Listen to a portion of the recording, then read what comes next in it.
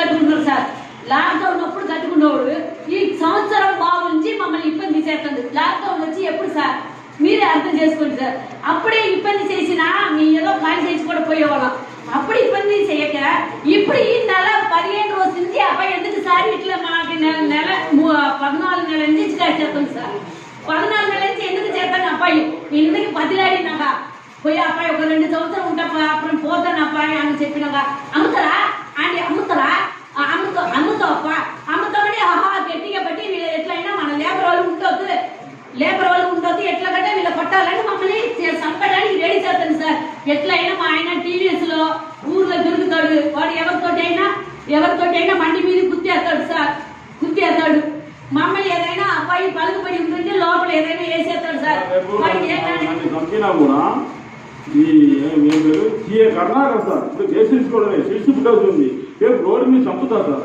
ఒకవేళ రావచ్చు కాకపోవచ్చు.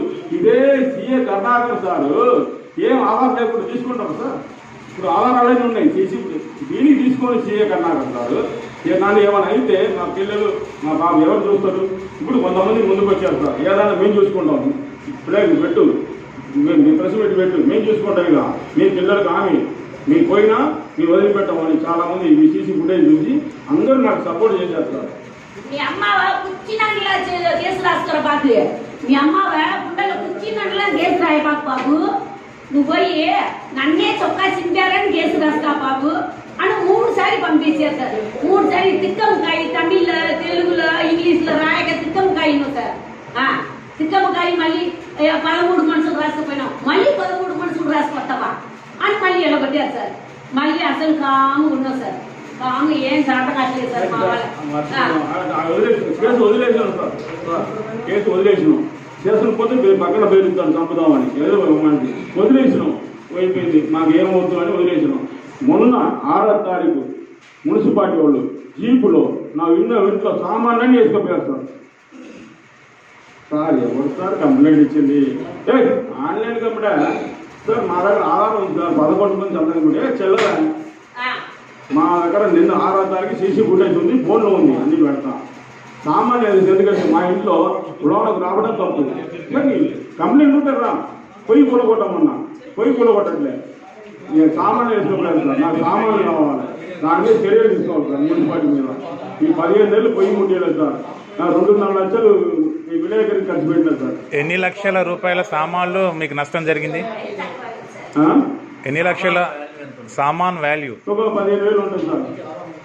15,000 ఇంకా మిషన్ లేపారు సార్. ఫిట్టింగ్ అరే ఫిట్టింగ్ ఉందిరా అని వెళ్ళిపోయారు సార్.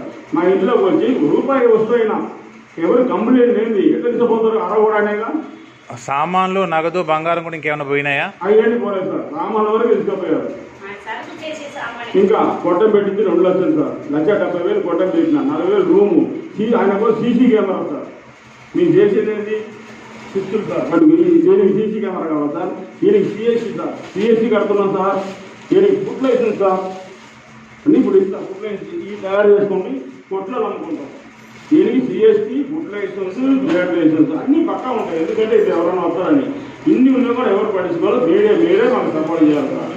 ఇగో పట్టుకోవాలి ఈ పూంది 4 రకాలు పట్టి కొట్లు అనుకుంటా. ఇగో సార్ అంతకంటే చాలా ఉంది చెప్పాలి. 5 లక్షలు లాస్ట్ వడ్డీ తీసుకొని 15 ఏళ్ళు కూర్చొని వడ్డీ తీసుకొని తింటున్నాం.